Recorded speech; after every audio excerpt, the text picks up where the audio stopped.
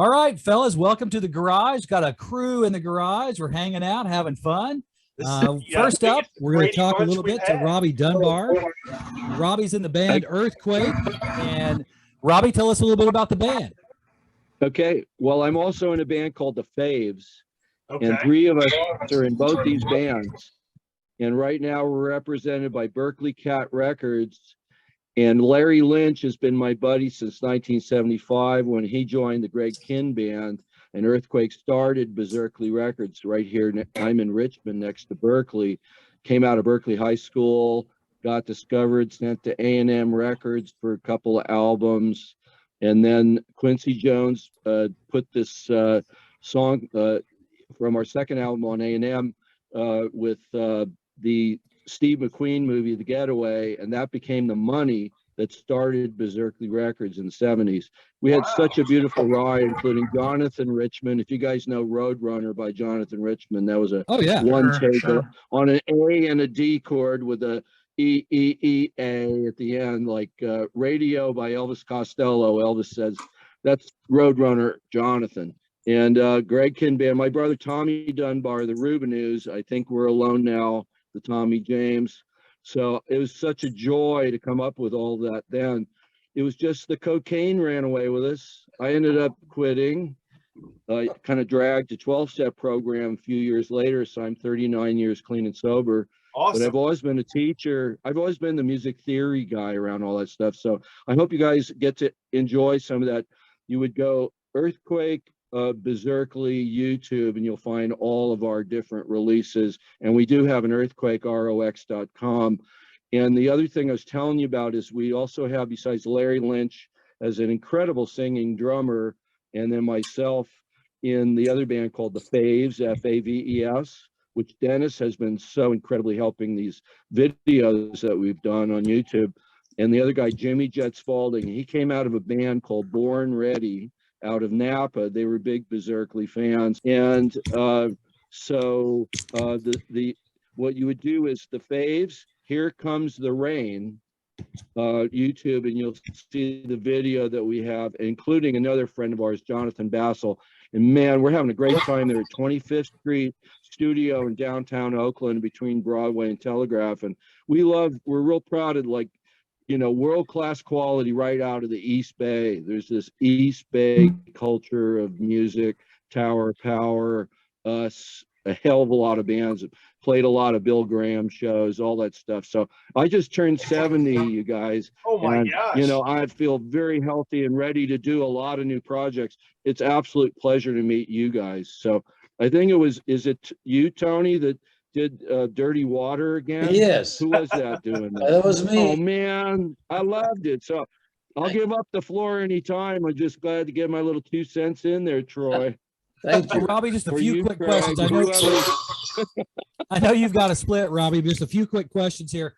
Number one, I think when you touched on the Oakland, to me, there's a drive, kind of an underlying pulse with some of the Oakland artists that's there that I've listened to in the past. Am I pulling that out of my head, or is that kind of? If I mentioned John Fogerty and Creedence Clearwater, you get this very direct simplicity thing, and where it was like coming up through Berkeley High School and all the diversity of people we had this R&B, you know, like being the Temptations, and then we were playing all the British bands. Our band was Purple Earthquake.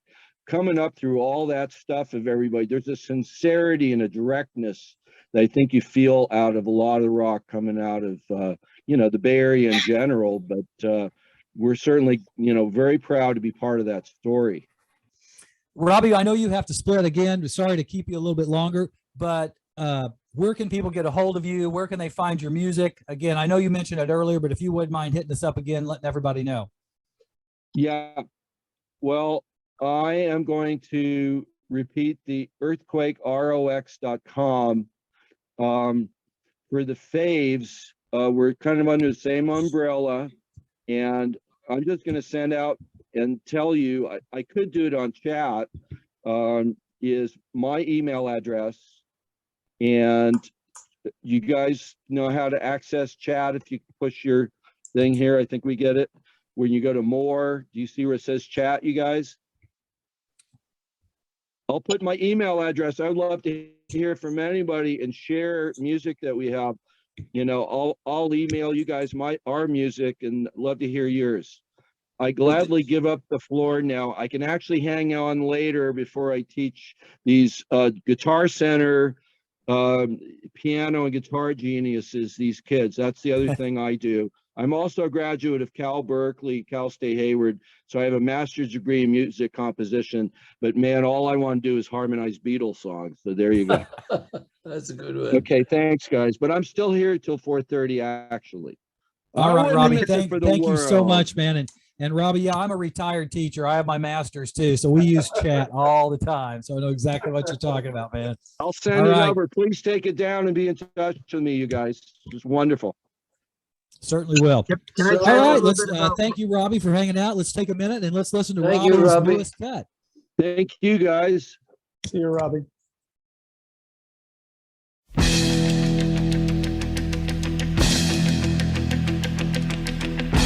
Monday morning feels so bad.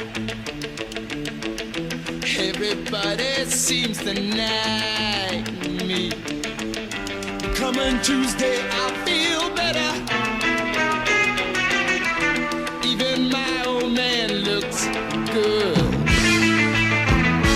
Wednesdays go so slow. Thursdays I don't know. I got Friday on my mind. I'm gonna have fun in the city. I'll be with my girl, she's so pretty. She looks fine tonight. She is out of sight to me. Tonight, well, I'll spend my bread. Tonight, yes, I'll lose a head. Tonight, well, I've got ticket tonight.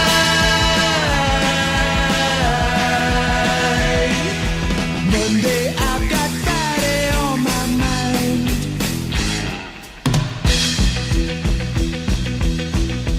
Do that 5-day drag once more. I know of nothing more that bores me. More than working for the rich man. Yeah, I'll change that scene one day. Today I might be mad. Tomorrow I'll be glad. I got Friday on my mind.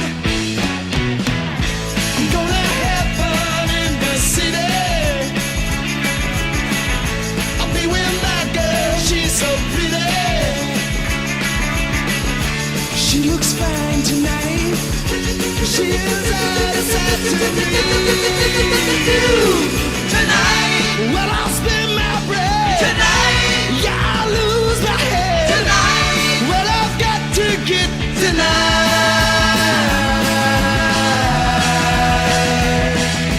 Monday, I've got Friday on my mind. I'm gonna have fun in the city. I'll be with my girl, she's so pretty. I'm gonna have fun in the city. I'll be with my girl, she's so pretty.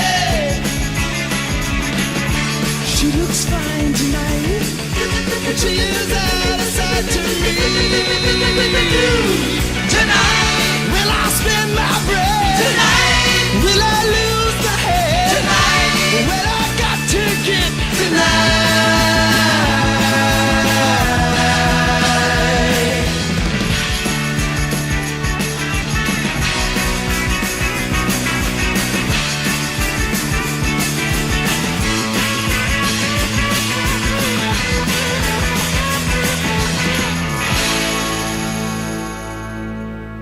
Bye, Hey, Robbie. Could I chime in a little bit Take about care. Robbie? Yeah, absolutely. So this is Dennis. Yeah. So Robbie is very modest. I first encountered the band he was in, which he started in high school, called Purple Earthquake, in about 1966. Played the concerts in the area and in the clubs. but they were in high school and they used to play a place called Provo Park right across from Berkeley High School every Sunday. The hottest bands in the Bay Area played there for free concerts every Sunday. Wow. And that's where I first saw them. And both of us were in high school. I went to El Cerrito High School and I hired them to play a dance. I had been promoting dances and stuff in high school, was doing pretty well as part of the class. I wanted to try it on my own, become a big promoter. Bill Graham was even big back then. And so I hired them for that gig, and that was the first time I worked with them. So I like when things come full circle, and they have. Working with Robbie now, all these years later, in his band is Jimmy Spalding, who I worked with back in the late 70s. He was in a band with Jerry Corbett, who was 1/3 of the Youngbloods, who did the big hit, the theme of the Summer of Love, Get Together. Yep. And Jimmy was playing with him. He brought me in to see Robbie lately, and it all came back together. Coincidentally, in the band at the time was Larry Lynch, who also went to the same high school as I did. And that high school, El Cerrito, spawned Creedence Clearwater Revival. So all of us have a connection back to those guys. Wow. Robbie's pretty modest also in that they were one of the first rock bands signed A&M Records, and they were not that far out of high school. Wow. And then when they started Berserkly Records, a lot of people think they gave power pop a home. Signing up Greg Kihn, Jonathan Richman, and the Rubinoos. And Robbie actually played the guitar on the most popular version of Roadrunner that Jonathan did. And of course, it's credited as Modern Lovers, but it's really Robbie and Earthquake backing Jonathan. And so Earthquake is being revived. Robbie's the sole surviving member of the band. He's brought it all back together. He's been working on it for a few years now. Recently, there was a change made in the middle of recording some new songs. A new vocalist will be coming on board to finish the cuts they've already done. They've done about 7 cuts, and it sounds really good.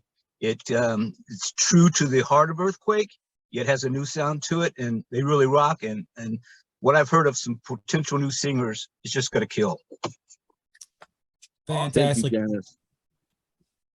And we're Go ahead, looking Robbie. forward to that on Code 213 Records when it's available. There we go. That's Perfect. right. Perfect. Right on, Dennis. Let's And hear you know, from all the Dennis. artists that we have with us Right, right Dennis. All right, Dennis. Thank you. Hey, you look younger, Dennis. What happened to you? I'm right here. You look like, did you shave? You shaved. a little bit. Well, I had to shave. I look like I was Santa going to say, he looks like he Claus. shaved. Yeah. You I look so was gonna much try out better, for the man. part- I was going to try Yeah. out for the part on Gary's record that we're going to talk about in a little bit as Santa Claus, but I decided I'd go shave and Good. I Well- noticed that. Much better, man. thank you. Congratulations. You know, Well, how back about- in the day, we used to say, Dennis, you sold out, man. You sold out. You shaved. The beard was the sellout to laziness. Yeah. Well, what I do want to say is all the artists that we have on with us right now, folks, hopefully in the future, we'll do an individual segment with each artist coming up in the next several, weeks and during the fall and into the winter, highlighting each artist separately. Because this is kind of just an introduction to everybody that's on the label or connected and a group of friends hanging out in the garage. So again, look forward to that, folks that are watching right now. Pardon our technical difficulties because we're Brady Bunch in here. We've got everybody together. But just again, we will have hopefully, if Dennis, that's okay with you and Robbie and the rest of the gang here, that we'll have a kind of individual interviews where we can sit down and spend some more in-depth time with everybody because we're kind of going fast because we have a lot of people in here with us. That's fantastic. All right. Someone who will be joining us is James William Jones, who is the lead singer in Key of Caustic. He is tied up right now, but he'll be joining in on the conversation at some point, so he'll be trying to log in. I'm here, man. He's here. Oh, there he is. I can James see him. himself. So James is in Key of Caustic, and he's the newest signing to the label, Okay. officially on the label. Well, and tell his us band, about Key of Caustic. Key of Caustic. Yes, sir. What was the question? I'm sorry. Tell us about it. Tell us about your band. Yeah, absolutely. So obviously the name is Key of Caustic. We're a pop punk band based in Boston. You know, and we're a bunch Alright. of guys that, yeah, right? So go Sox. And so Boston, we're yeah, I know that town. Oh, I've been there yeah. several How you times. doing? That's right. I know you do. we love that dirty water too, you know? All right. Yeah.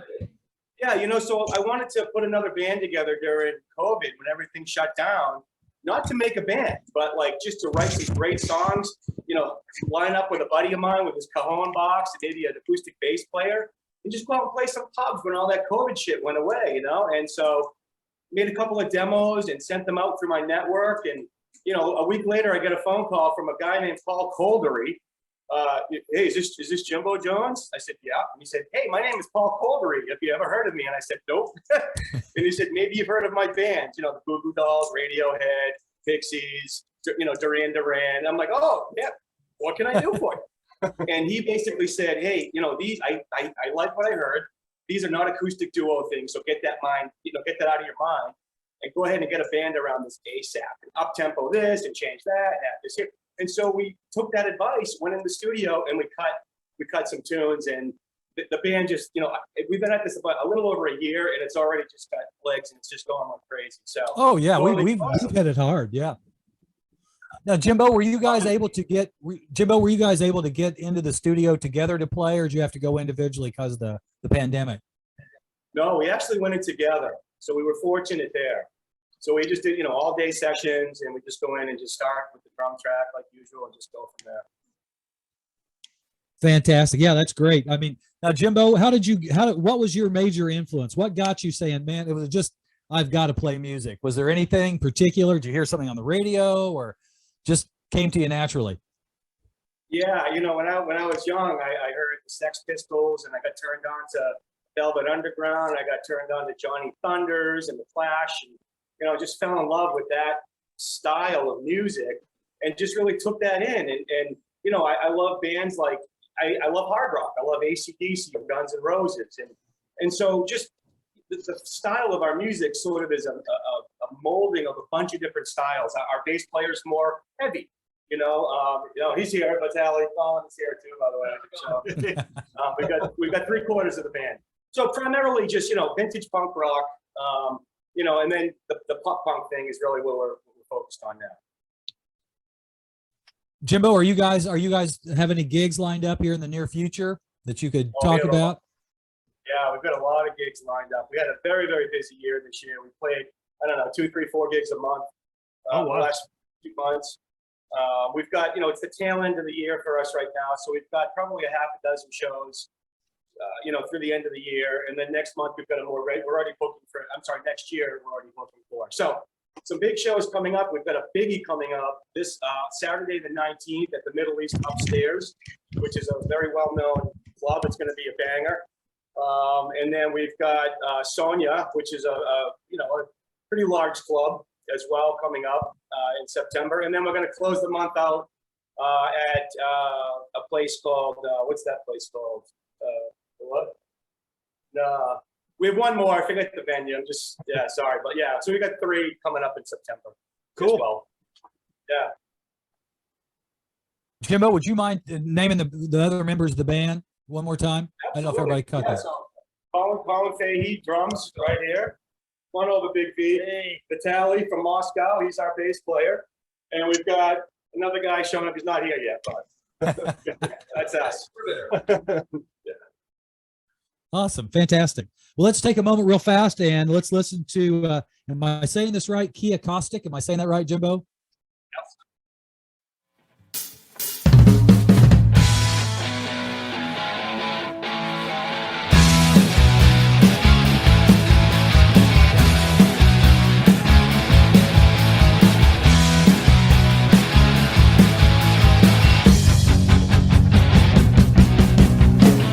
I think it's funny how you hide, how you always talking smack about your suicide.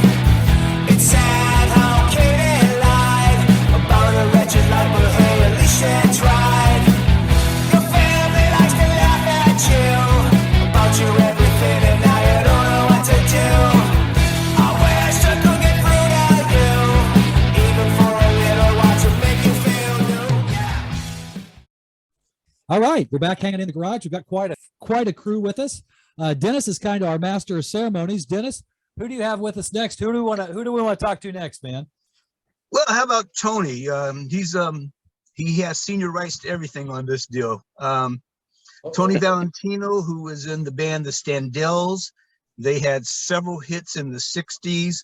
The most well-known is Dirty Water, and they just released that as a single recently on Big Stir Records. And their current release is Sometimes Good Guys Don't Wear White. Love that. And I can tell you, in the 60s, when I was in probably junior high school at that time, Sometimes Good Guys Don't Wear White was my theme song. I grew up in El Cerrito, like I said, that was had a division between those people who lived in the hills and those of us who lived in the flatlands. And we were considered the hards, regardless of what we were. And in school, I got into classes with the kids up on the hill, and I was the outsider. And you know, that was, like I say, that was my model back in the days. And you know, it's been such a pleasure working with Tony, and he has taken the songs from the Standells that they did back then, several of their hits, and reimagined them and come out with something new but true to the original song. And they're doing very well, especially on the Radio Indie Alliance stations. They debuted Dirty Water at #1 position. Yeah. And, Yeah. Number one, man. Good Guys Don't Wear Thank White you, Dennis. came out as number, I believe, 17 this week, the day before it was released.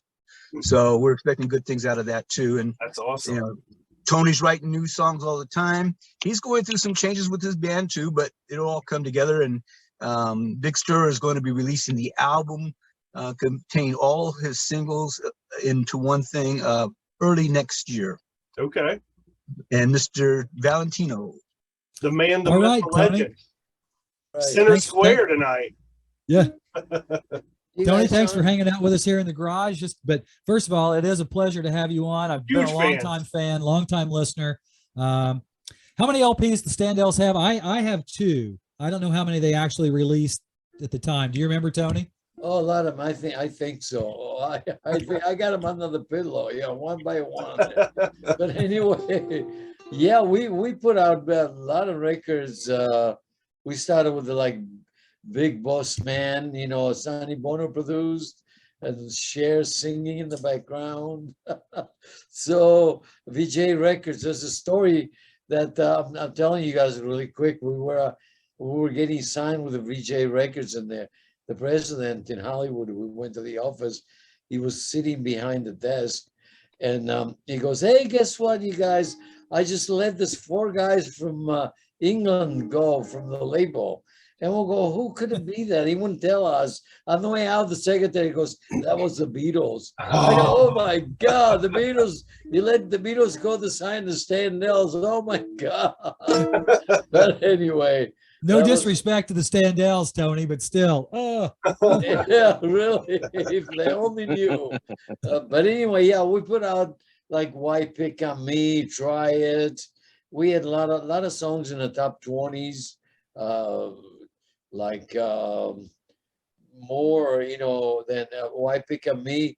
I think was number 14, and "Try It" was banned because we said "try it." Can you believe that? Don't make sense these days, right? I mean, try it, band. this idiot band, he had a radio stations. He came to #1 to all the radio stations that was on. And because this guy would not play at his stations, then he banned the song. We went on TV, and I was screaming at the guy, "What are you, crazy? What?" I go, "Try it." I go, "Hey, try it. What does that mean?"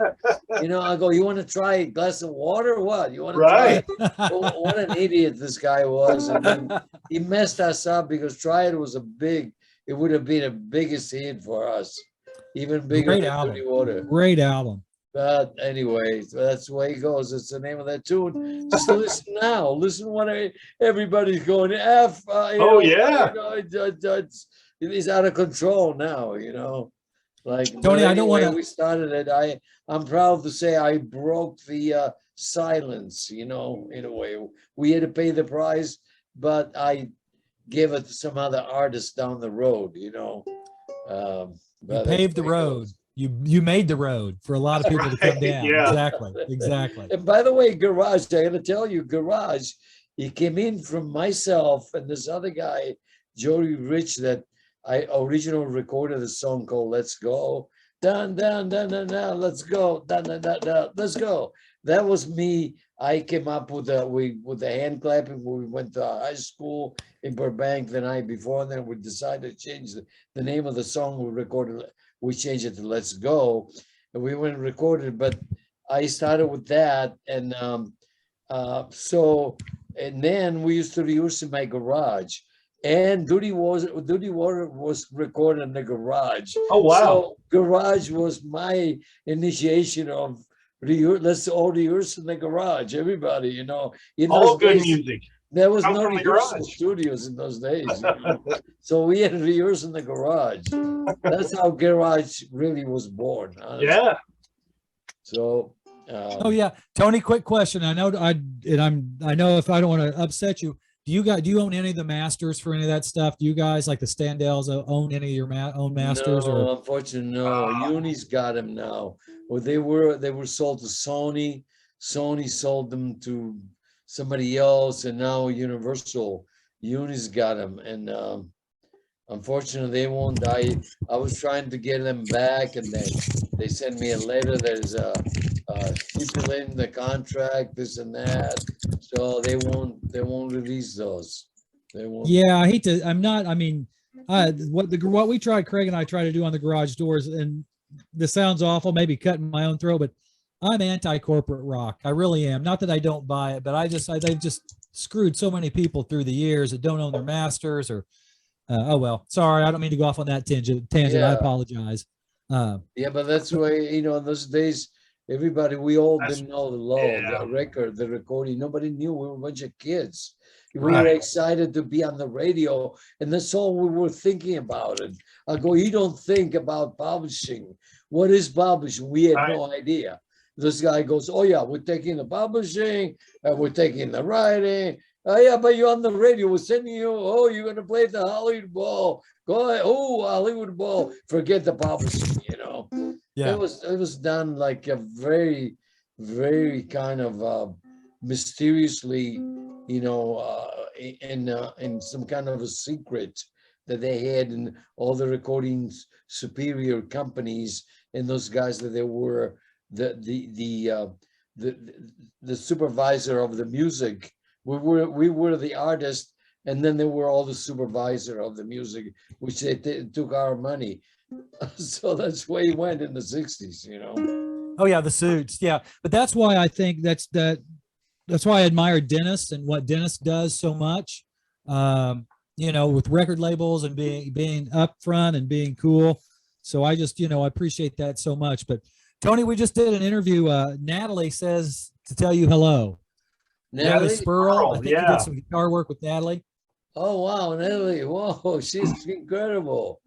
Yeah, we work some music together. We hang out for a while. We'll go to Kenter's. We'll go see our friend Rodney on the rock. Yep. So we're good buddies. She's very talented, and she's always comes up with something new. Really good. She's a rocker. Hello, Natalie. Pardon? I just said she's a rocker. She loves a Yeah, rock and roll. definitely she's a and is an rocker. excellent Yeah, performer. absolutely. Well, we're glad to hear some new stuff from you. That's awesome. We're glad That's you're what back I'm on the excited radio. about. Yes. Yeah. Tony, can you tell us a little bit about the newest record? So we just released Sometimes Good Guys Don't Wear White, which went to #1 already. And I would like to really thank Dennis Channing right there with us. He's like the hope, of a lot of rock and rollers, Yes. a lot of old rock and rollers, because he's a believer. When you find somebody a believer, that is like a plus. He's one of them believers, which it makes give us hope.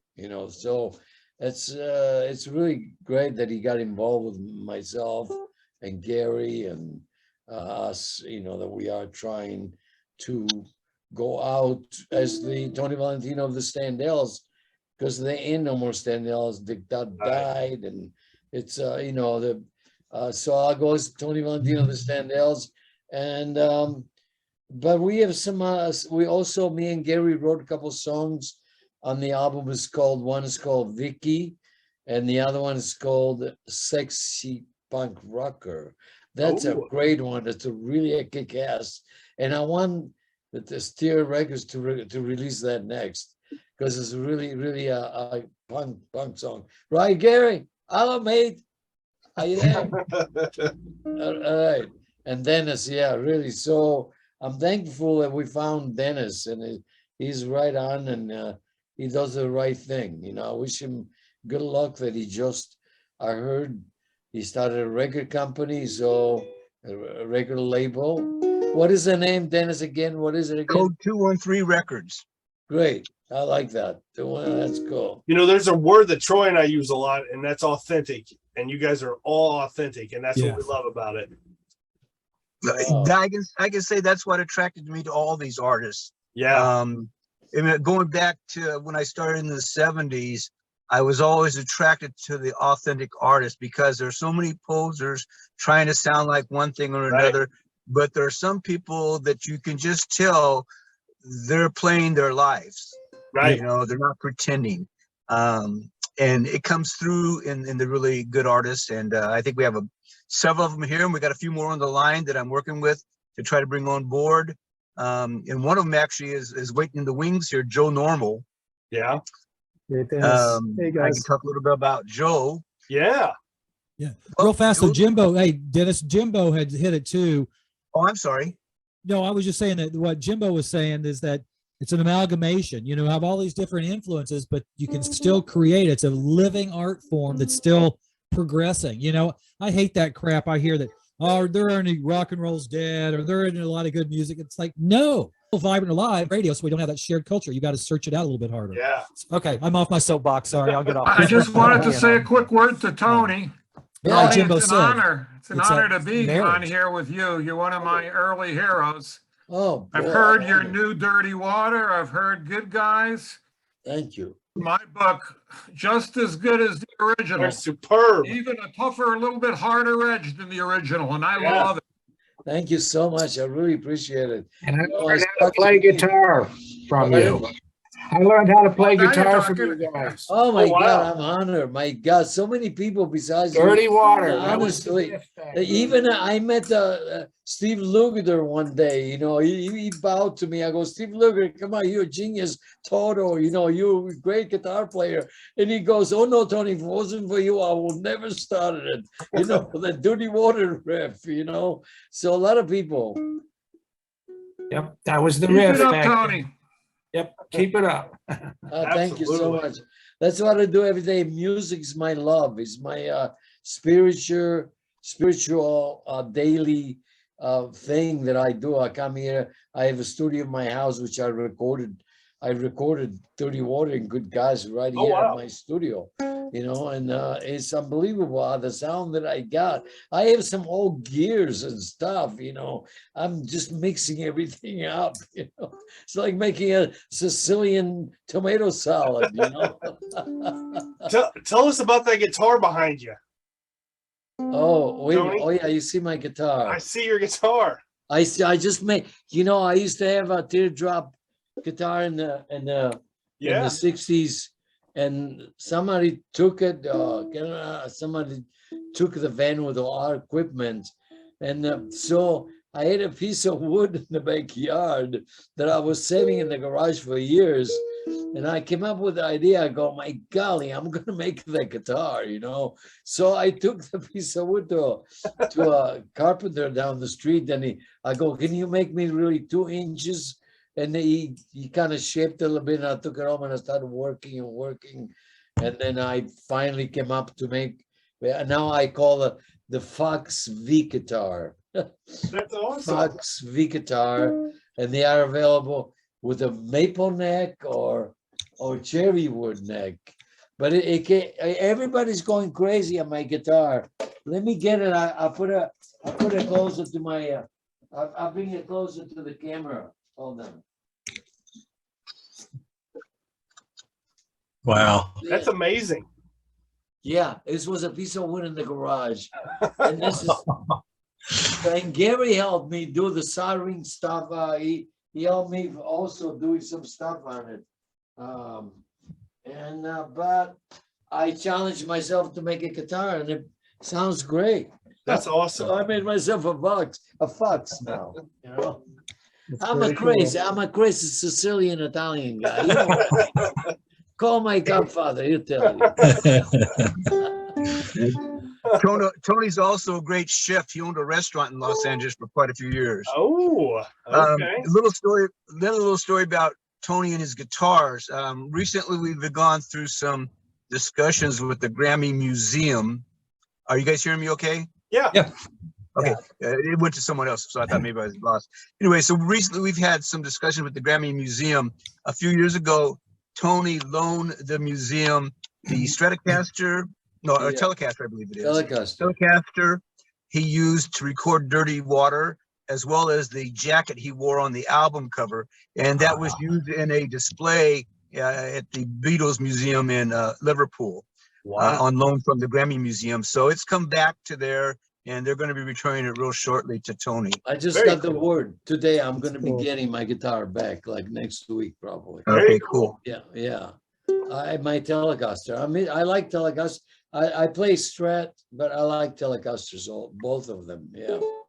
But anyway, thank you guys.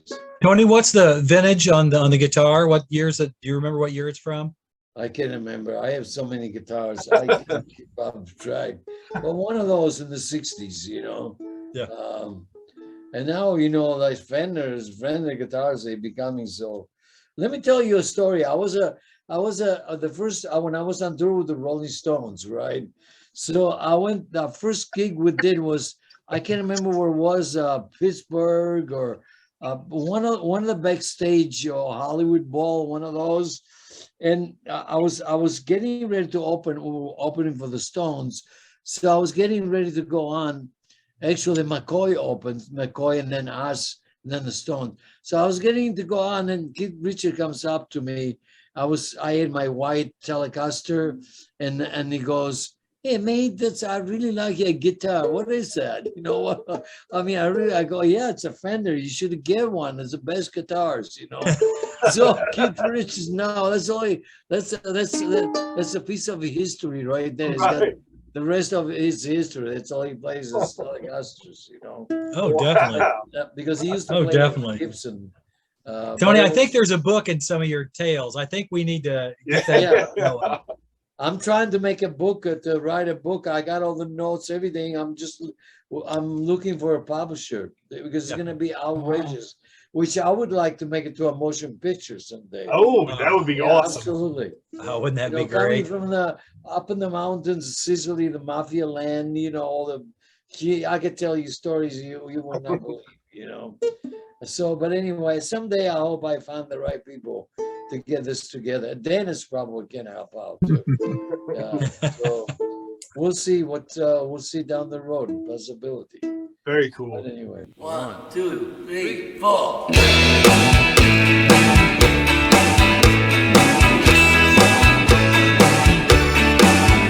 I'm a poor boy born in a rubble, and some say my manners ain't the best, and some of my friends, yeah, they've been a little trouble, and some say I'm no better than the rest. So tell your mama and your papa,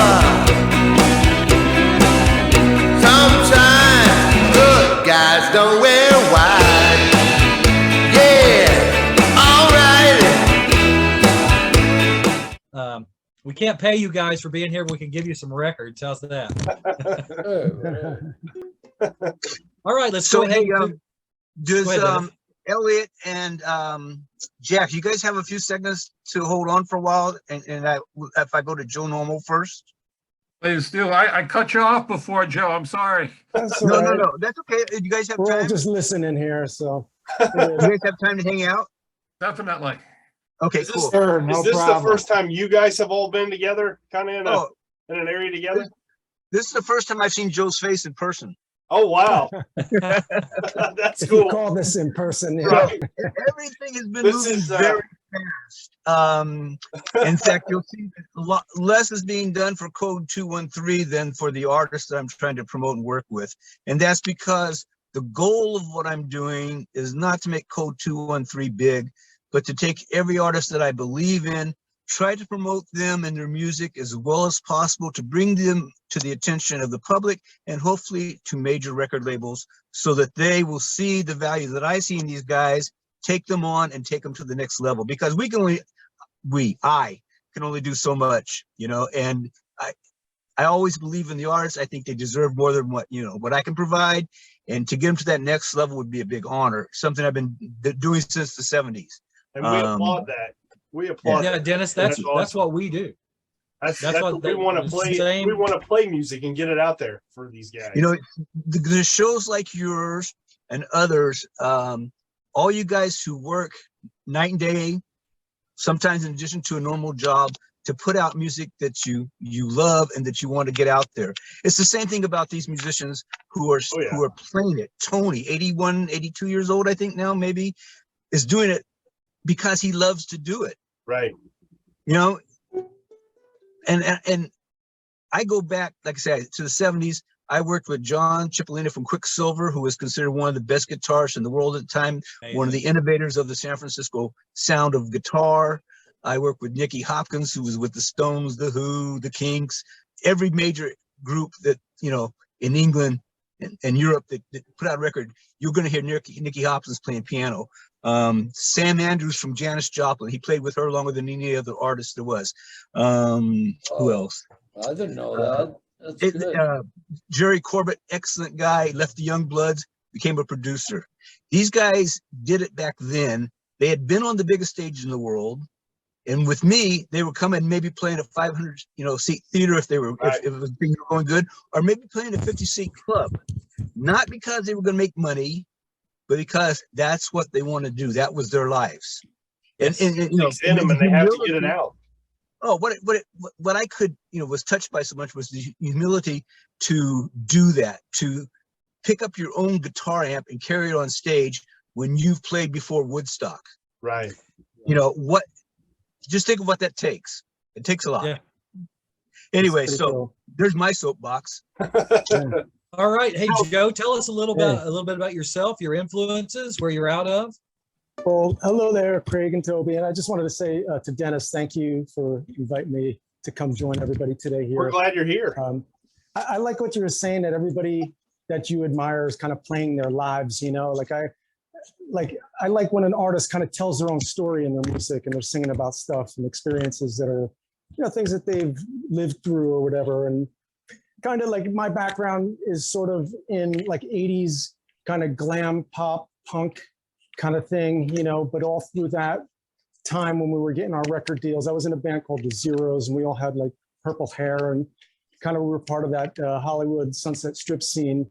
But during that time, the stuff that I listened to was like the Pretenders and the Smiths and the Beatles and the Who and Simon and Garfunkel and all the singer-songwriters, So like that's kind of like what's under sort of my surface as far as like an artist goes. And through that stuff, like I learned how to be kind of a storyteller and kind of, sing about the characters and things that I create in my songs and about my own real stuff. And kind of how I got involved with Dennis is I have a song called Don't Hurt Me, which is about domestic abuse. I lost my sister to domestic violence abuse. And I had this song kicking around for years, which was just supposed to be like a breakup song. Don't hurt me, if you love me, don't hurt me. But it kind of took on a new meaning when I finally decided to go and record it. And I wanted to do something that was sort of like a public service announcement with the song to sort of bring awareness to domestic abuse. And Dennis kind of picked up on that with the song. And we're going to remix the song and have an idea for sort of a concept video for it. And, we're talking about it. I'm one of those guys who's kind of associated with Code 213, you know what I mean? We're still kind of working out things. And I love sort of his vision, and his belief is very apparent in the artists that we're talking about today. And, that's good. You want to be a part of something like that. It's very genuine and it's honest. And Genuine, that's kind of, authentic. Yeah. Yep. yeah, that's kind of how I got here today. And, it's good to hear Tony talking about the Standells and stuff, and hearing some rock and roll history right there. And, I'm glad I to know, be Joe, here. what's hard for me is Craig and I are supposed to be interviewing, but I'm sitting here listening to everybody talk and my jaw drops. It's I like, know. you know, we're kind of in I awe can't- of everybody right now. So yeah. Yeah, it's awesome. It's all. So, Joe, are you based in LA still, or where are you I'm at? kind of like, I'm sort of bi-coastal, I'm in LA and New Jersey. I kind of go back and forth. So yeah, I grew up in New Jersey. That's where I'm originally from. So my sort of peers in Jersey were like the Smithereens and Dramarama, and played with both of those bands. Actually did some shows with Dramarama, helping out on guitar and stuff. And, there was like a Jersey scene. There were bands like Bon Jovi and Skid Row, but that was kind of like the metal thing. And like North Jersey was more like the British influence. And that's like what I was saying, Dramarama, Fountains of Wayne, Smithereens, and my band was called the 000 Zeros. We did a theme song for Howard Stern when he was still on the AM radio back there. And we kind of broke through in a sort of local scene there. That kind of brought us to the top. And then in '85, we moved to England for a bit, and then we came to LA in late '86, and I kind of been here kind of since then. Yeah. wow. Just ask if you have any dates coming up or any shows that you'd like to promote. Right now, I guess what I would try to promote would be my YouTube channel. It's just youtube.com/JoeNormalUSA. I'm kind of stepping back from doing live shows until February or March. I'm trying to complete an album, but in the meantime, I'm making music videos, and I figure that's kind of a good way to sort of stay out there. I haven't been doing much road work. I have a band called the Anytowners, as in like Anytown USA, but we've sort of been in a holding pattern since COVID. And I've been sort of doing solo stuff, and I'm not really like thinking about going out and doing any solo touring. So I figure a good way to kind of be in front of people is to make music videos for the next few months. So that's kind of what I'm doing. Cool. Sure. Joe has an excellent showcase video of him solo at a club, I believe in Hollywood or Los Angeles. Joe, can you tell us about that one? Yeah, there's a place called Kulak's Woodshed in North Hollywood. And I got invited out to play the show. A friend of mine was playing there. I said, Joe, would you like to come out and open the show? And I went and did like this acoustic thing. I'm watching you growing, and wherever you're going, I'll be right there beside you every step of the way as you make your way through life. Some things you won't understand about, but if you take my hand, no doubt, together we'll find a path around each stone in the way as we make ourselves alive. And ain't this a wonderful life? And it was such a cool venue, and they record you on a board and Pro Tools mix and everything, and it's like a multi-camera shoot, and I'm like, oh my God, this is like TV. And I got a copy of the footage and of the sound, and I kind of went and did a little mix of that, and I posted that up on my YouTube channel as well. And it's kind of a good showcase, I guess, like you're saying, to see what I do as a singer-songwriter and storyteller. I talk a little bit about the songs and the inspiration and, about life stuff. And Sure. I always try to kind of bring in sort of like we all have challenges, and it's important to not forget about what your dreams are in life. We all get caught up in having to work and earn and survive, that we forget sometimes about what our real dreams are. And that's kind of like a theme that goes through my music. My dad worked in a factory his whole life, and I grew up kind of in that sort of industrial New Jersey sort of neighborhood thing. And all of our dads worked in factories, our moms worked in offices, and that's what they did to support us. I guess we were the lucky generation. We could have a drum set in the basement and get a garage band going and have a dream of making it in a band. And I was able to get out to LA or to London to do that, and I kind of in some ways fulfilled that dream. And, even at the age where I'm at, like you still have goals, you still have dreams for your music. And it's important to keep reaching for those things. Music is ageless, it's timeless, and there's no reason to stop. You just got to keep raising the bar on where you want to go with it. And, that's kind of the generation I'm speaking to. That's inspirational. You're inspirational to us. Yeah. Thank you. That concert that I was referring to was the first time I heard Joe mention that his sister was a victim of domestic violence, and that he had somewhat dedicated that song now to her. I had heard it for quite some time before, and it was on my mind constantly. But I heard it as a love song, and that's, like you said, that's how it started out, but it became something much more. I had actually picked up the beats per minute to about 128 beats per minute. I thought it sounded pretty good that way, and I was suggesting it to Tommy Two-Tone to record for a comeback album that I was helping try to put together with Mike Varney, who was the founder of Shrapnel Records. And Mike and I kind of co-discovered Tommy Two-Tone back in the 79, 80 or so, whenever it was that came out, and I had put him on the showcase, opening up for one of my acts that he got seen by about 5 major labels, and Columbia and Capitol got into a bidding war, and Columbia won, and he eventually came out with Jenny 857-6309 or whatever it was, and that put him in the books for forever.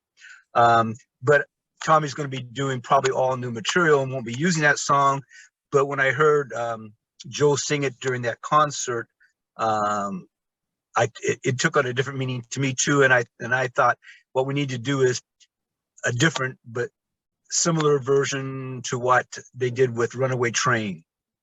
But this one devoted to domestic violence as opposed to missing children.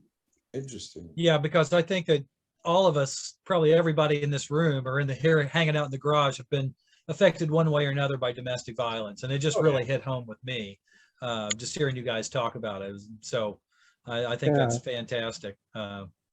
Yeah, we tend to think about like the two people who, are involved, but, there's family, there's daughters and sons and brothers and sisters that are impacted by this as well. And it's kind of like a silent disease, nobody talks about it. And it's like there's help available. And, on my website and then on my YouTube channel, like in the description, I list the domestic abuse hotline. You can call. It's kind of a discreet thing. Even anybody listening today, if you're out there, there's help. You got to find a moment to make a phone call when you're alone. That's all it takes to get some help.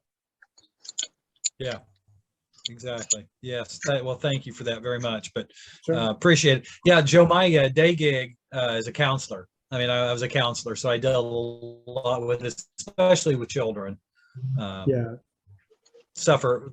suffer a lot with it. So I don't mean to get maudlin here, but thank you anyway, Joe. Sure, yeah. That message is definitely needed. But that ties into what we were talking about too, is that the power of music. I mean, right, yeah. We have to do it. Even if, we just have to do it. I think, speaking for everybody in the room, we have to. Yeah.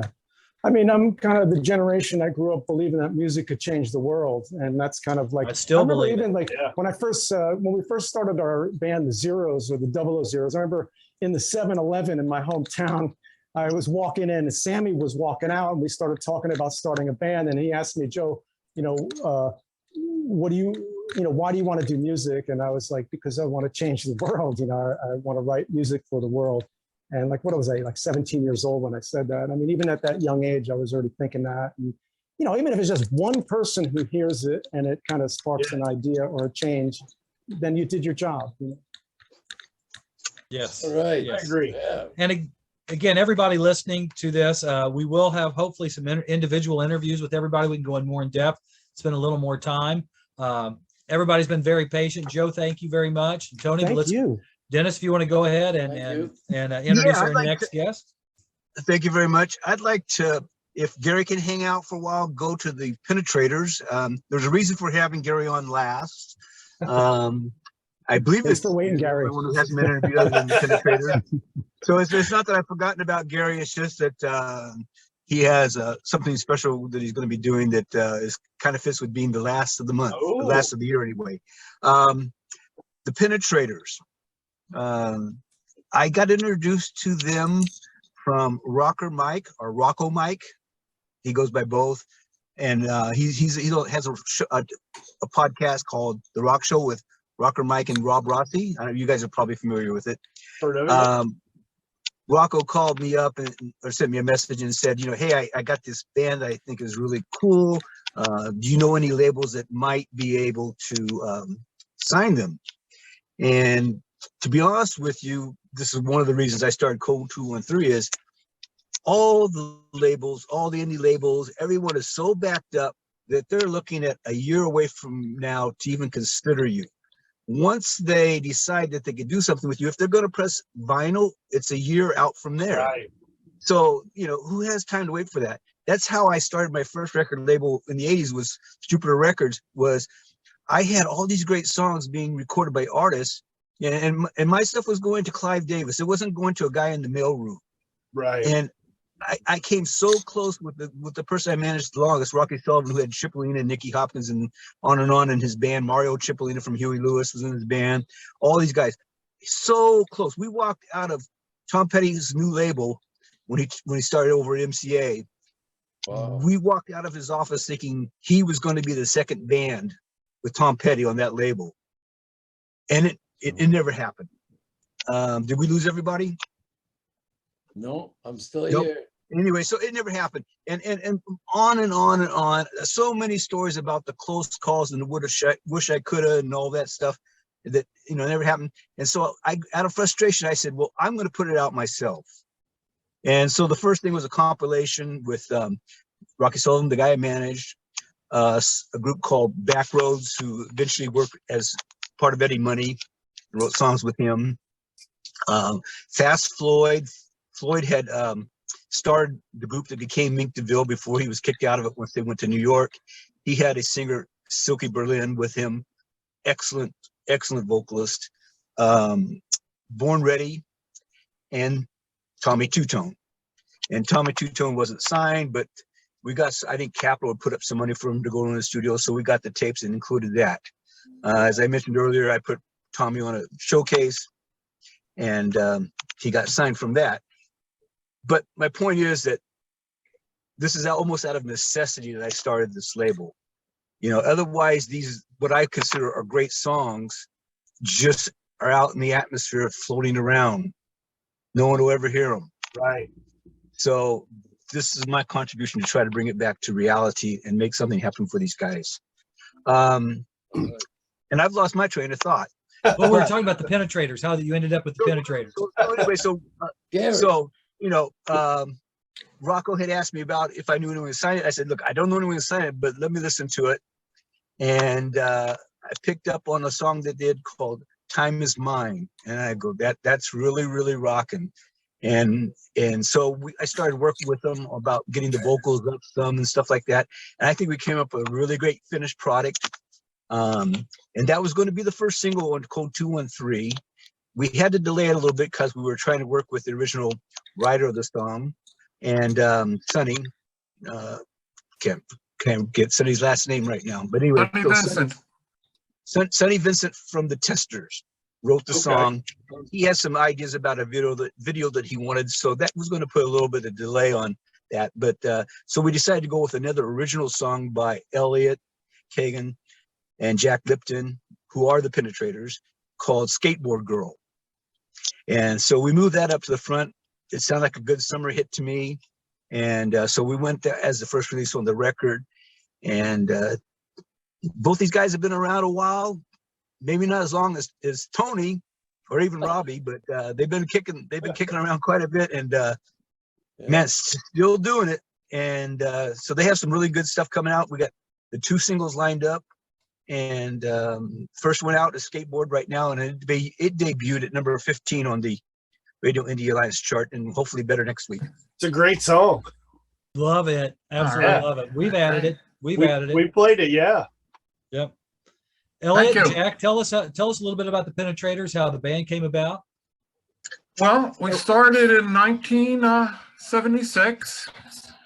The punk new wave stuff was certainly kicking here in upstate New York.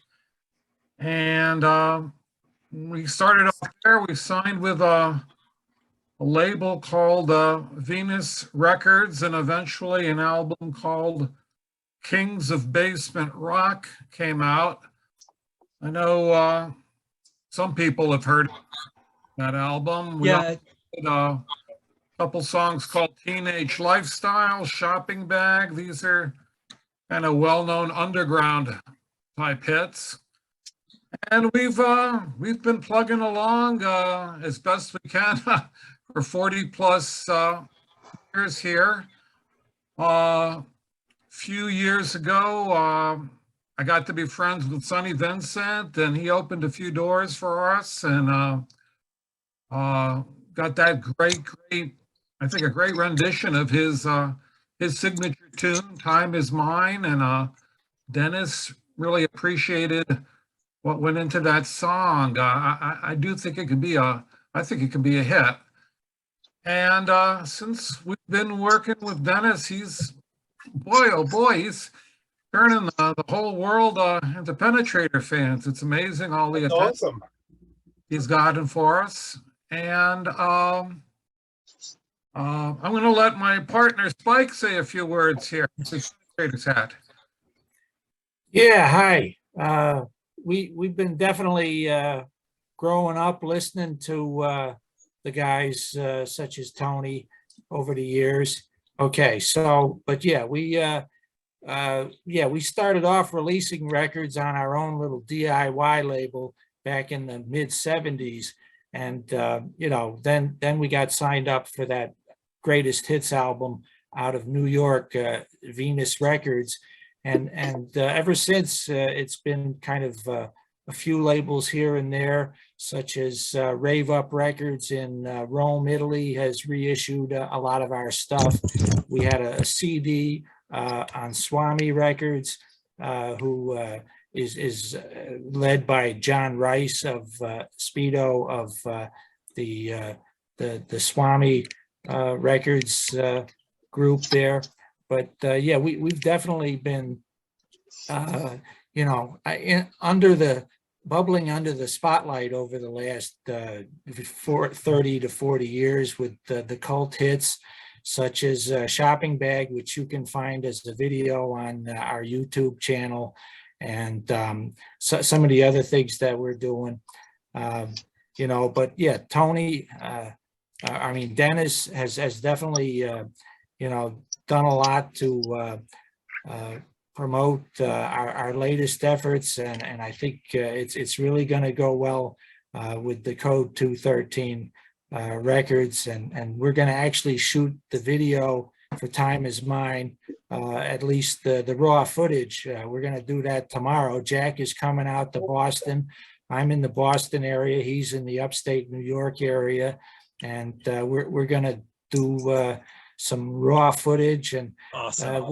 What Dennis doesn't mention is that he's a really good video editor and creator, and he has done some wonders with the Skateboard Girl video. And we hope that we give him the raw footage, and he can do the same thing for Time Is Mine.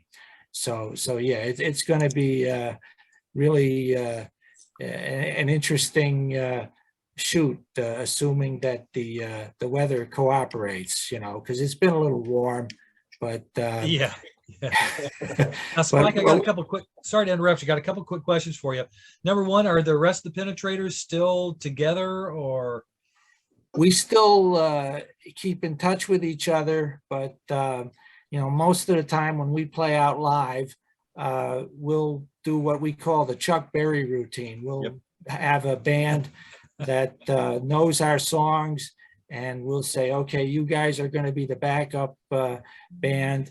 And we've done that in places such as the Chicago Blackout in 2003, Kalamazoo, Michigan, Flying Saucer UFO Fest, and some other places like Washington, D.C. So yeah, whenever we play out, we like to, have the young, fresh talent behind us, Right. and do our songs, because the fans, they're fans as well as, young musicians. So they really do a great job on backing us up. So, but yeah, in the studio, we work mostly Jack and myself on vocals and backup vocals and guitars.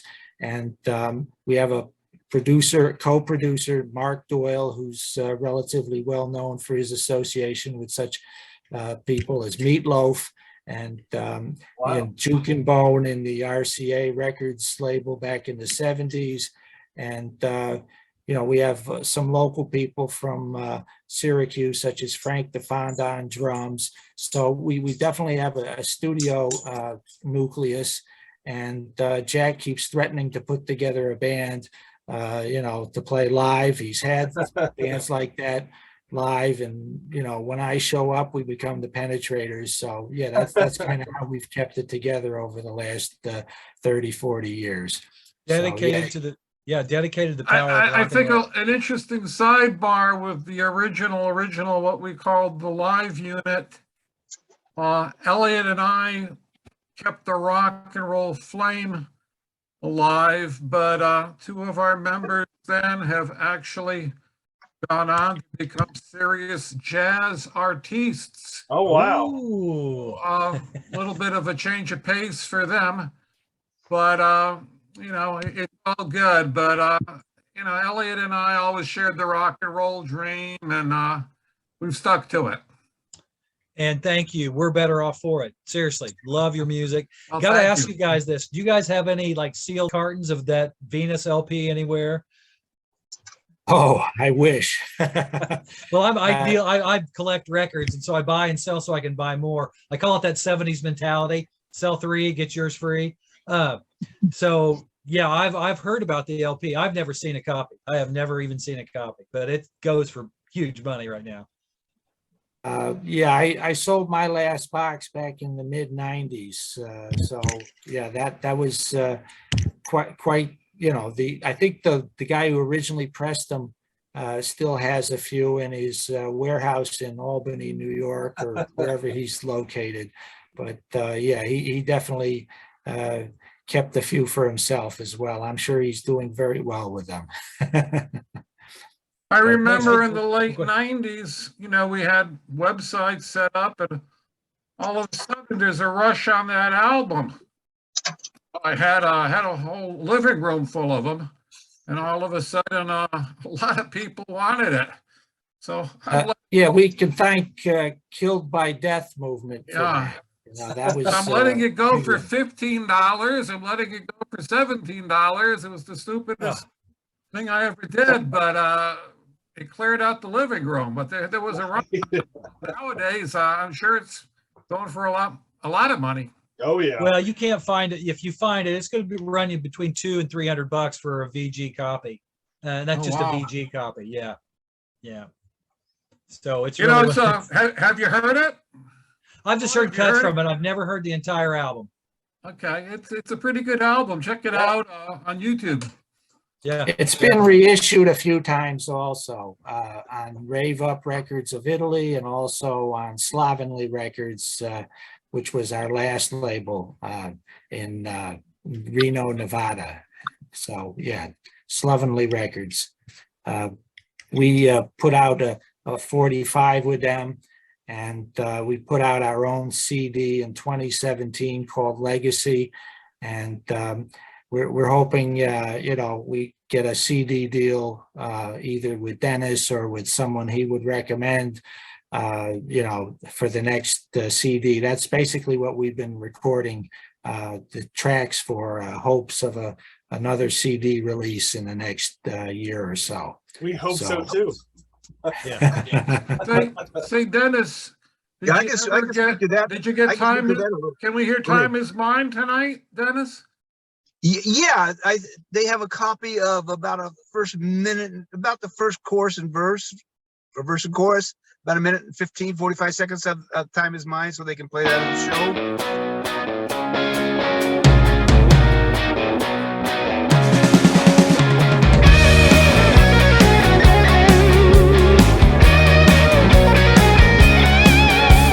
Shoot me, baby, once. Shoot me once again, and one or two.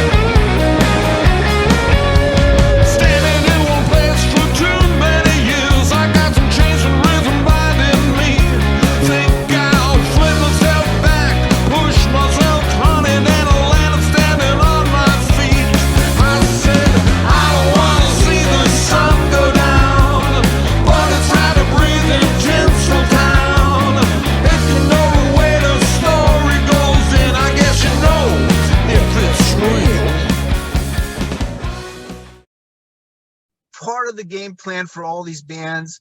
We're releasing singles right now digitally. If we have 2 singles for a group, we're going to try to put out collector's editions, 12-inch vinyl albums or vinyl singles of those songs as a collector's edition, if there's enough, interest in that from Right. people. But then the other thing is to compile enough of those to put together as either an EP or an LP as soon as possible in the future. Awesome.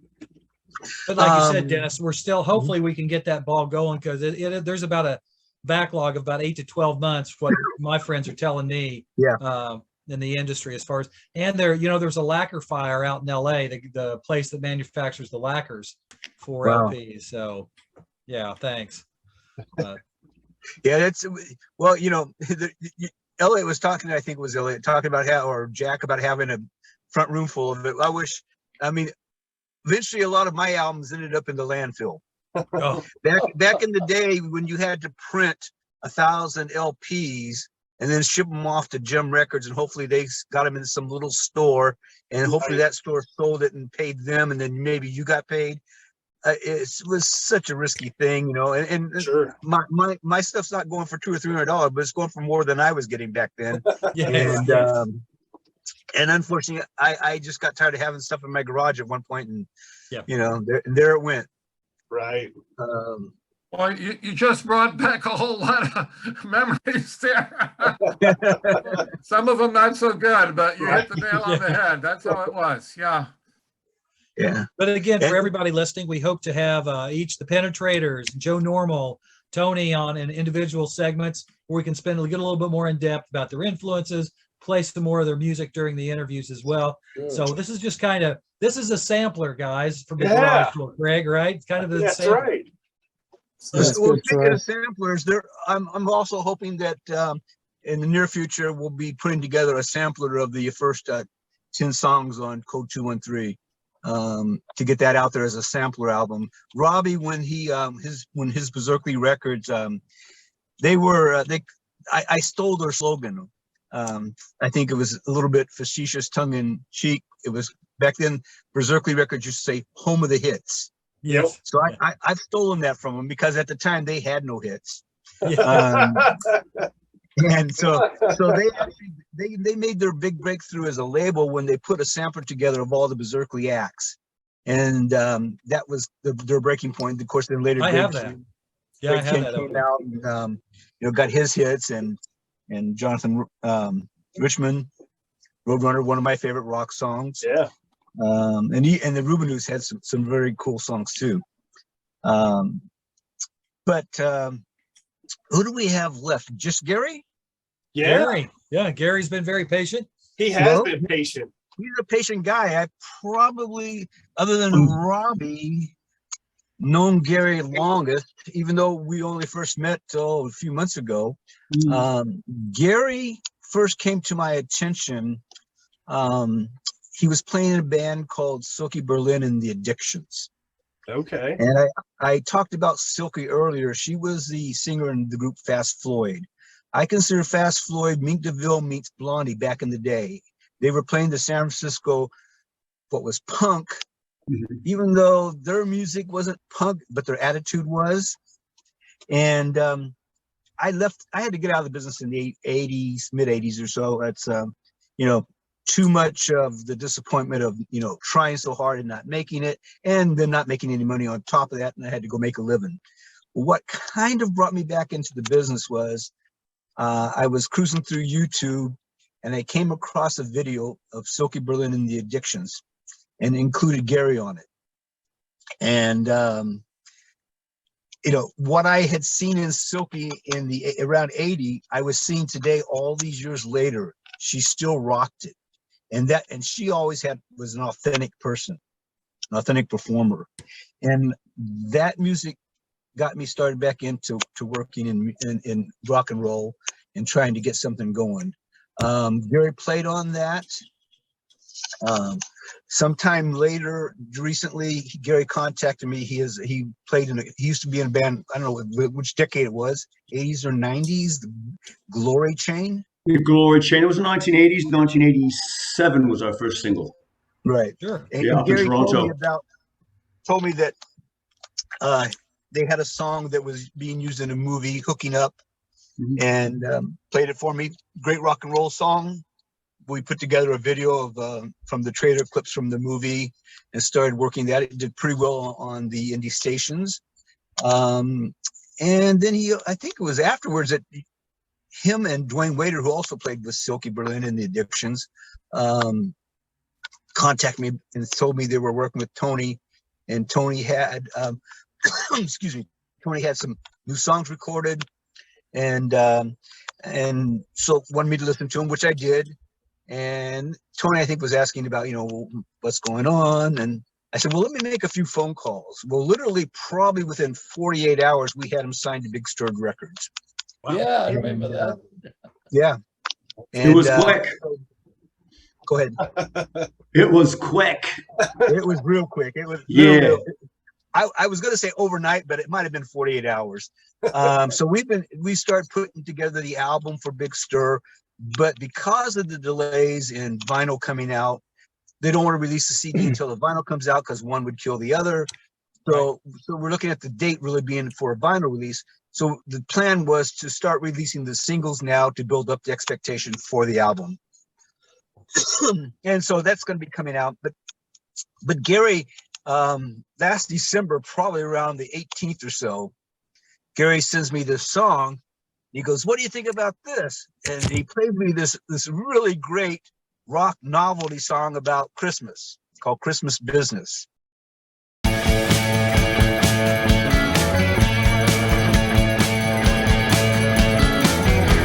was feeling kind of frisky on a cold winter's night. I was flipping through my Tinder when I came upon a site. It was old Mrs. Claus. She was looking real fine. She was looking for a hookup, but she didn't have much time. She said, Christmas Eve is the night that is out with his elves, and it's only once a year that I have to myself. I DM'd her for a BC and she said she'd like to see me. It's Christmas business. Christmas business.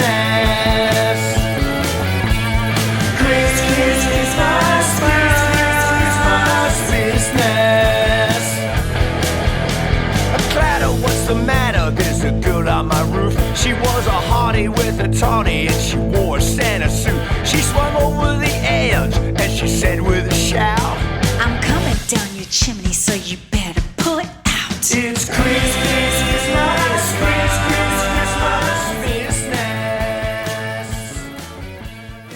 And of course, it was, too late for that year. But I said, well, next year, let's do something with this. As I said, but they start planning that shit in September. Oh yeah. So let's get an early start on it. So we've been playing around with it.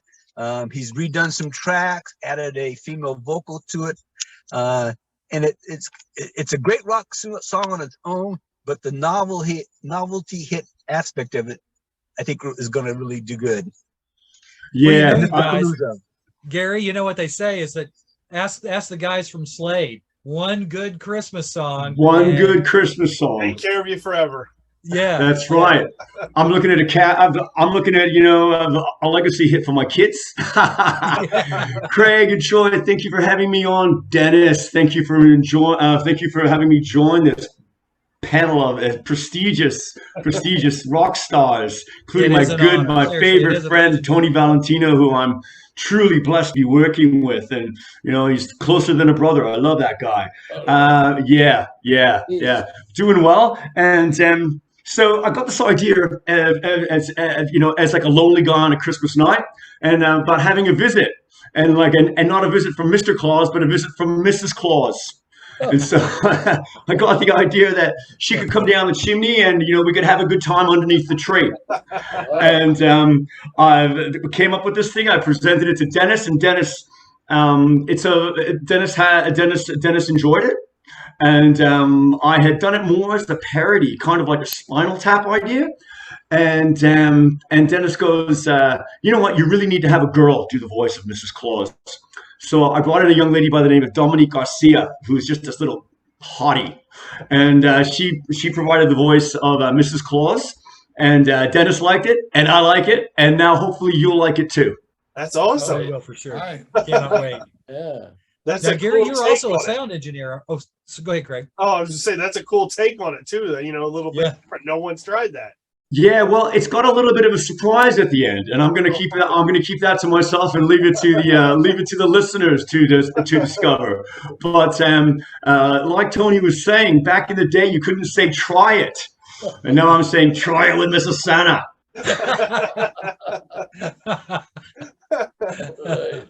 Now, Gary, do you engineer your own things? I know you're also a sound engineer. Is that correct? Yeah, I do. I've been truly blessed, Troy. I've got I'm not only a songwriter. I've been writing for as a professional writer since 1987. My first hit was "Love Like Rain," which was the single that we released with the Glory Chain back in 1987, and it was picked up by Don Burns at CFNY. Up in Toronto, and our song was one of the top 50 songs of 1987, "Love Like Rain" by the Glory Chain.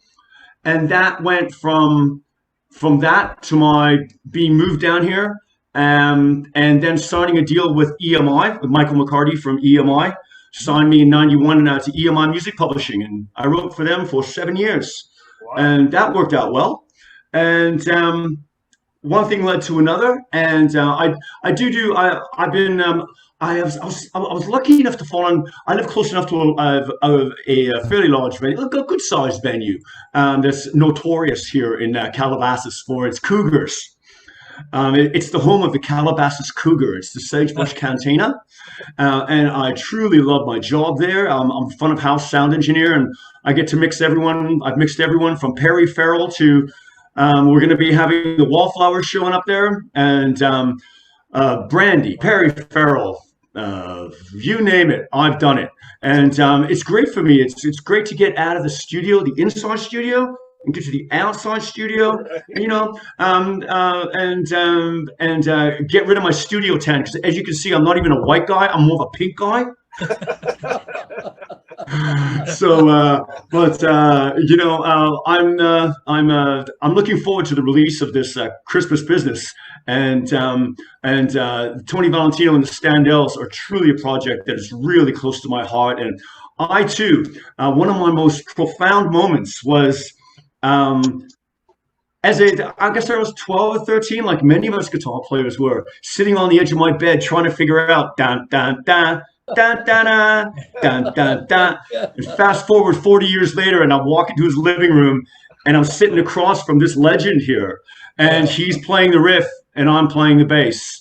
And he and I started a friendship off, and a working relationship that has spawned some great songs. Vicky and Trashy Punk Rocker, which is all about Tony.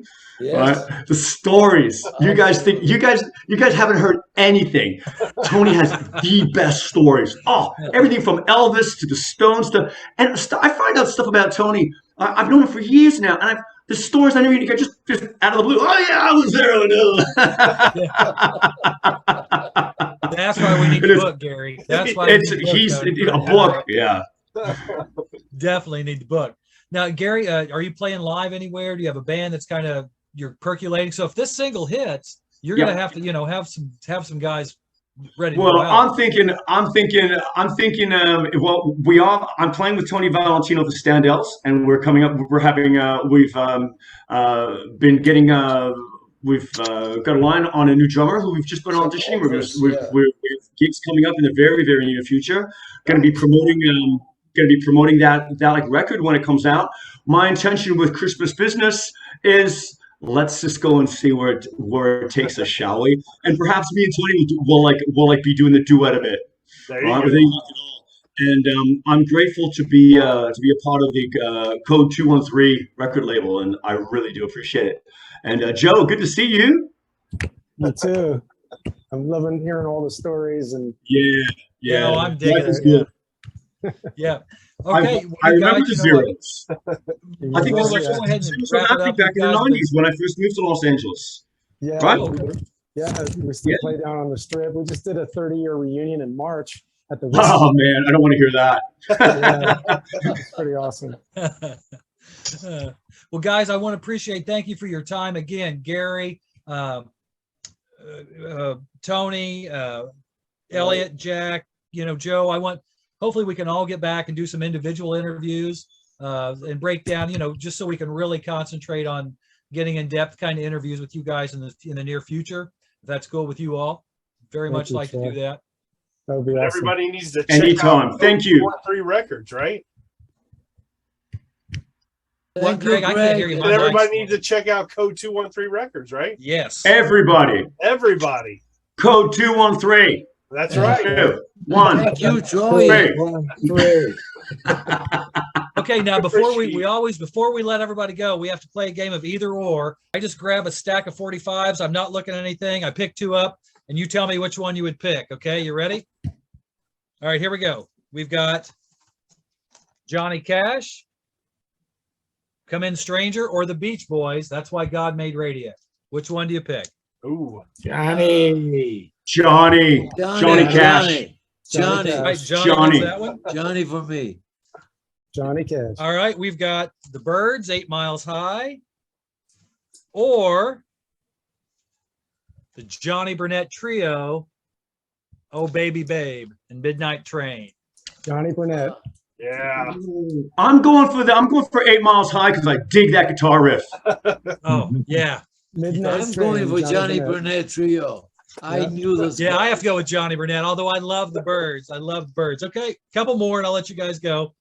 All right, we've got Maybe Baby, Crickets, or Evil Woman, Electric Light Orchestra. Oh, maybe, baby. Yeah. Oh, Maybe Buddy Baby. Holly. Wait, had a little. Yep.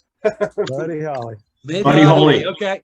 Yeah. And again, these are guys I have records all over the place. I just grabbed a handful here. I don't even know what's in here.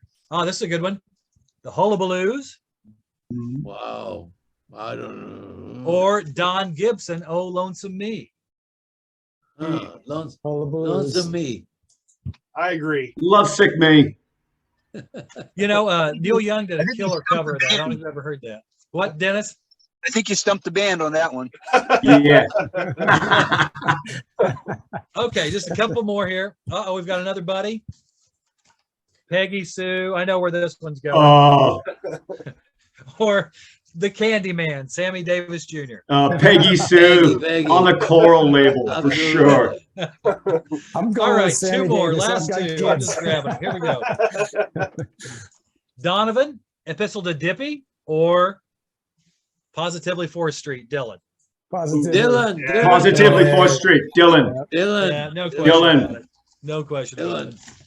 All right, fellas. Thank you all so much. Again, we look forward to talking to you in the Yeah, future. we Greg, appreciate any it. closing All comments? right. We Thank you, appreciate you guys guys. all coming on and hanging out with us. Good It's job so you're much doing. fun. Good We're ride. fans of all you guys, and it's just great to be able to hang out with you. Thank you. Thank Craig. you. Thank you. Thank you, Craig. for Thank having you, us Troy. on. Thank you, Thank you. Dennis. Thank you, Troy. Good We ride. appreciate it Bye-bye. so much. Good Thank to you see Look all. forward to today. talking to you guys in the future. you. Again, thank Yeah. you